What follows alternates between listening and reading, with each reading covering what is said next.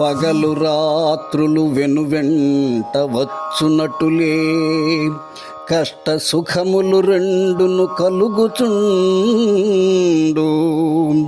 కష్ట నష్టాల ఓర్పుతో గడిపినప్పుడే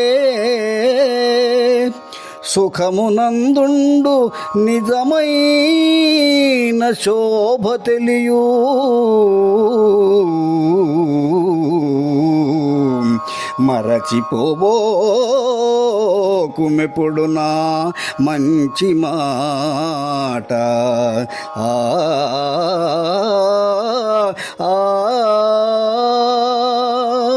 మిత్రులారా, రాత్రి వెనుక పగలు, పగలు వెనుక రాత్రి, ఇలా ఒకదాని వెంట ఒకటి ఏ రకంగా వస్తూ ఉంటాయో జీవితంలో కష్టసుఖాలు కూడా ఒకదాని వెనుక ఒకటి వస్తూ ఉంటాయి.